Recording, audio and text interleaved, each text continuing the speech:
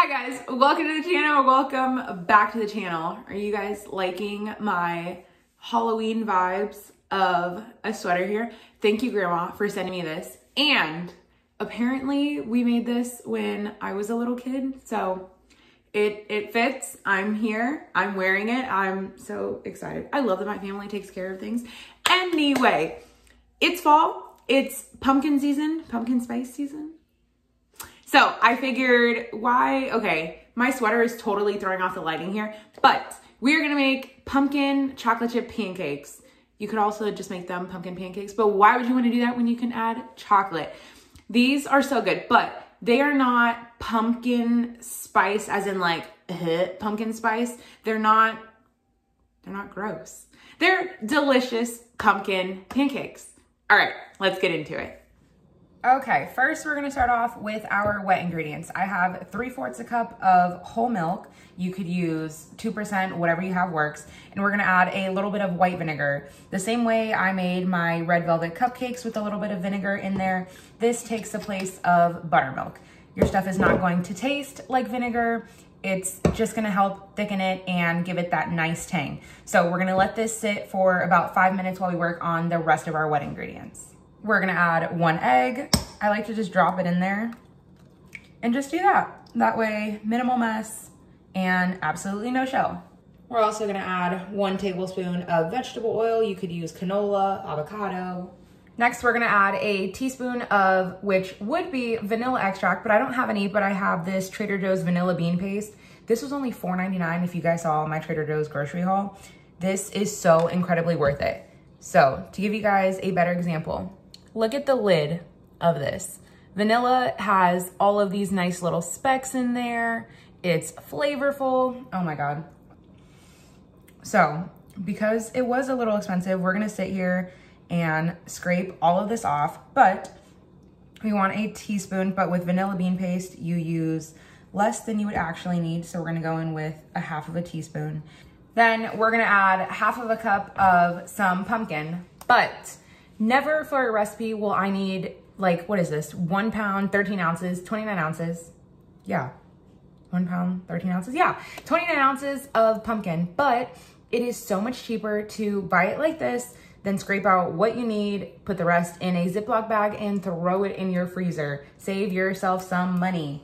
We're gonna add the 1/2 cup. Now we can give this a mix before we add our milk. Want to make sure everything is pretty well incorporated, no lumps of this, chunks of that. Okay, that looks pretty good. Ooh, how pretty. I usually use vanilla extract whenever I make this, but this vanilla bean paste, it just looks pretty because you have all the nice little vanilla-y specks. So now, our milk that has been sitting here. Can you guys see how thick it is? To some of you guys, it may look gross, but I promise you, you'll taste the difference that it makes because of how tender and the difference of flavor, but it's not gross like this. So we're gonna pour it in.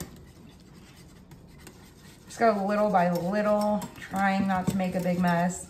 I always happen to use the smallest bowl that I have. Okay, I think we can pour it all in now. Okay, that looks perfect. I literally feel like I'm getting ready to make a pumpkin pie. Okay, now we can move on to our dry. For our dry mix, we're gonna add 1 cup of flour, a teaspoon of pumpkin pie spice, or you could always just use cinnamon and nutmeg, a tiny pinch of salt, 1/2 teaspoon of baking soda, 1/2 teaspoon of baking powder, and 4 tablespoons of brown sugar. It does not need to be packed, nor does it need to be completely filled and perfect. Can you guys see my little bear I have in here? It's supposed to help keep your brown sugar soft. I feel like it's working. I'll update you guys. Then we can go ahead and give this a mix with the same whisk because we're gonna use it for the same thing. Especially since the baking powder and baking soda is in there, you wanna make sure you give it a nice, good mix. Okay, that's pretty good. It smells so good already. Okay, now we're gonna carefully try and pour all of this in here. Ooh, let's see if I can show you guys this. Can you guys see all of the little specks of vanilla in there? So pretty. You guys already know I'm gonna go in with a little silicone scraper and make sure I get all of those, but we're going to give this a good mix.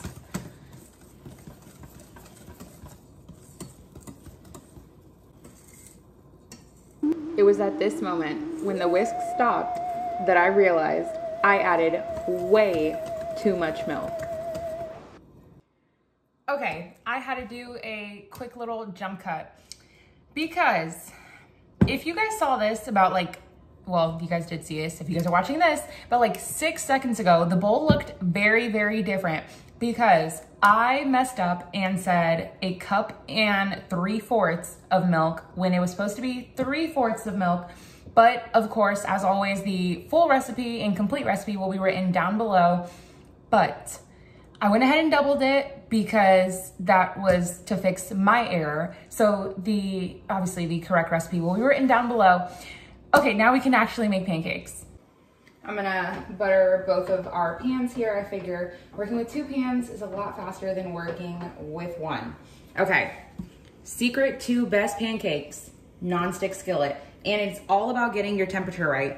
Your first pancake is probably not gonna be the most beautiful. So we will just pray, and I'm so sorry if you guys can hear the gardeners outside. I'm gonna take a ladle and not put down too much.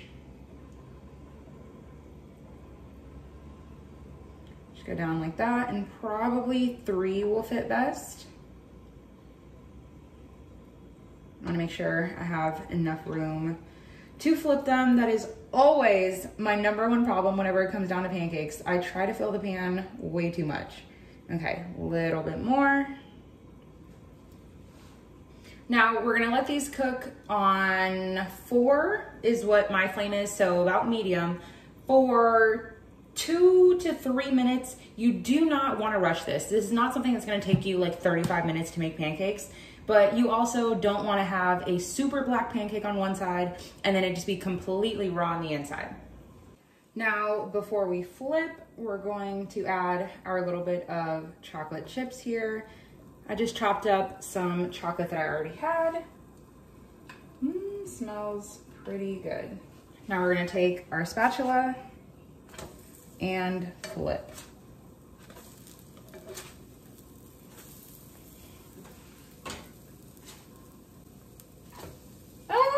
See, I knew that would happen. I knew they would flip on top of each other. But it's okay. They're gonna taste good. Okay, we're gonna let those do their thing for about 1.5 minutes and then we can serve.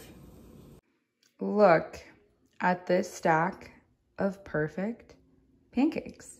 Sorry for the lawnmower sound in the back, but I thought I would show you guys. I put the same exact mix in the waffle maker and made some waffles. Now I can throw these in the freezer for the quickest breakfast.